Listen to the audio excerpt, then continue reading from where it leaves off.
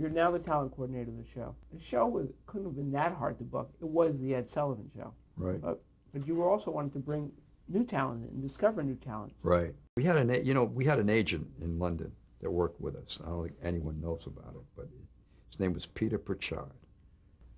Peter said to me that, and told Bob, that these guys are the number one. They were the first group in Europe to sell 1 million records in London. And there's a group called the Beatles, and they're going to be monsters. Brian called that up, and he tells Ed Sullivan that, Ed, I have the next greatest act in the business. They are going to be bigger than Elvis Presley. They were going to be on February 9th. Like the first week in January, he mentioned something to the kids in the audience, like the 16th, like, hey, the Beatles are coming to the United States. And it's like by the 23rd or 30th, we had, I'll tell you what we had 50,000 requests for tickets. And your audience? 720 people.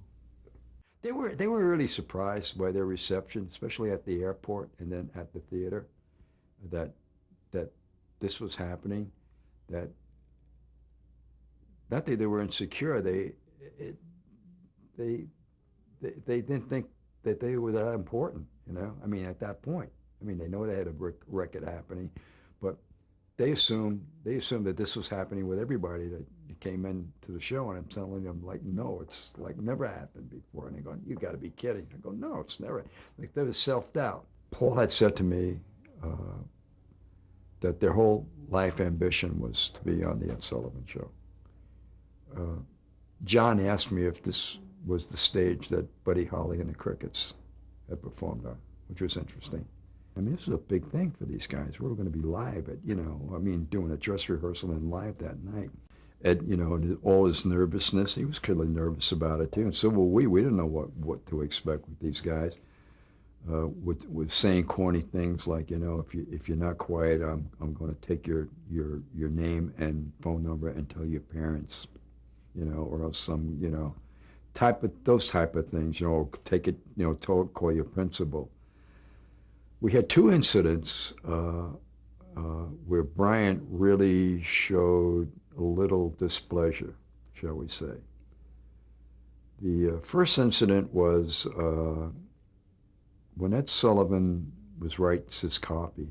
It's like you leave him alone.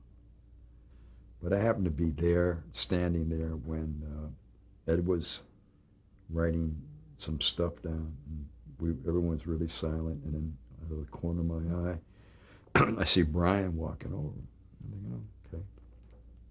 He walks over, and he's standing there, and he goes, excuse me, Mr. Sullivan. He said, sorry to interrupt, but I would like to know the exact wording of the intro of the Beatles. And the tap and the conversation, Ned, who had two of the coldest blue eyes in the world when he wanted to be cold, looked up and he goes, I would like for you to get lost. And Ryan did a pirouette. I understand in the control room, the minute the curtain, and it said the Beatles, you could hear this crescendo. Someone said, Bob said, Jesus Christ, what is going on? This is frightening, because it was just, we had never experienced anything like that before.